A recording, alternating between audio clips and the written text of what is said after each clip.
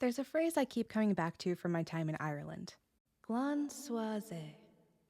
It has this certain quality to it, like something from a poem or a toast. It was on a sign asking people to pick up after their dogs. That gap between how Irish looks and sounds and what it's actually saying is what we're talking about today. Because Irish spelling really tripped me up at first, but once you know the rules, it completely changes how you read the language.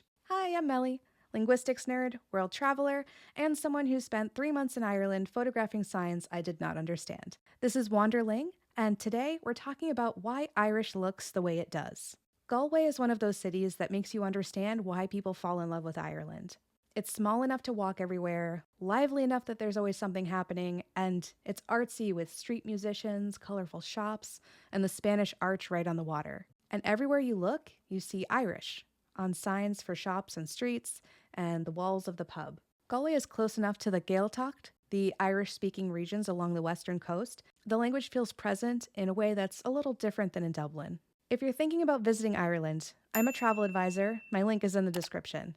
I highly recommend Galway, and it's also a port stop on a number of cruise itineraries if that's how you like to travel. So, why does Irish look like that? 3 rules explain almost everything.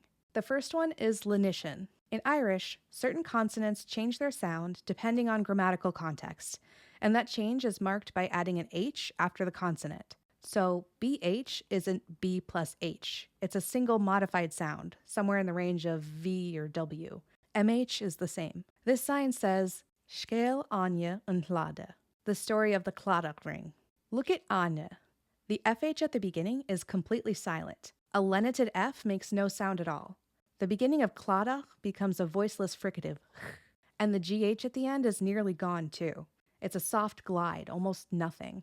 So a word that looks like it has consonants stacked on consonants is actually pretty light when you say it out loud. So you might be wondering, as I was, if those lenited letters are silent, why are they there at all? Because the root of the word is fáine without the H. But lenition gets triggered by the case or the gender, certain prepositions or possesses, that kind of thing. If this concept feels unfamiliar, think of how I changes to me or my depending on the grammatical context. Same kind of thing here in Irish, but when it's written, thanks to lenition, it's a little easier to trace it back to the root form of that word by removing the H. I'll show you another example because I think it looks so pretty. This sign says Lor Vale, town center. Vale is a lenited form of Bale, meaning town, the BH becoming that VW sound. So that's the first rule. The second rule is vowel matching.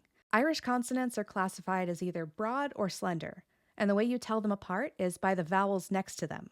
The rule is that the vowels on both sides of a consonant have to match. So this is why you get these vowel clusters in Irish words that can look a little confusing at first glance. They're telling you how to pronounce the consonant next to them. When a consonant is slender, that means it picks up a little y sound, like the difference between moo and mew. Mew is slenderized, moo is broad. As an example, let's look at this plaque for the People's Flower Garden. On this sign, we see the word for people in its genitive form, fábil. The root form of this word is pábal, ending with a broad consonant, just a plain old ul at the end. In the genitive case, it becomes pábil. The I that was added makes the final sound slender, with a lighter and brighter Then it also gets lenited, making that first consonant f. Here's another example. So this sign is for a playground themed after the Oscar Wilde story Gargin an Ahi, the giant's garden. Look at Ahi. The root of this word for giant is fachach, which looks very different from the form we see here. A few things are happening. The case changes the ending from CH to GH, which technically is a slender consonant, although it is silent. Because the consonant became slender, we have to change the vowel sounds to match. So it can't be faha. We have to add the I in there to make this vowel slender, leading us to fahi. And then after all that, the first consonant is lenited, so we end up with ahi. So that's lenition and vowel matching. The third rule is the fada, which is an accent mark you add to a vowel to lengthen it. That's basically it. It doesn't mark stress like it does in some other languages. It just tells you to hold the sound a little longer. We talked about this word in another episode, sláinte, the Irish toast. You've probably heard it, possibly mispronounced it. The slán part has a fada, which lengthens that vowel. The end has a slender consonant cluster. Put it together and you get sláinte. And yet outsiders reliably say slánte or Slainte, slanty. And once you know these 3 rules, lenition, vowel matching, and fada, it's totally easy, right? Okay, maybe we won't go that far. Irish spelling looks difficult because it's doing things English spelling doesn't do. But it's remarkably consistent once you learn the rules. And while we're here, one thing that trips people up about Irish that is not related to spelling, Irish has no direct words for yes or no. You answer a question by repeating the verb. An bhil tú go maith, are you well? You'd answer tá, I am, or níl, I'm not. Tá literally means is, and if you wanted to fully say I am, you could also say Tom.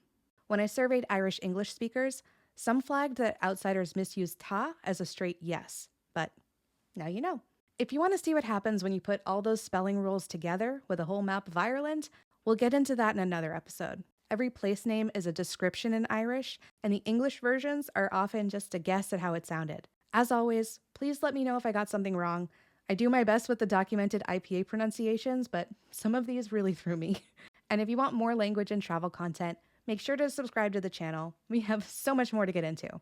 Bye for now!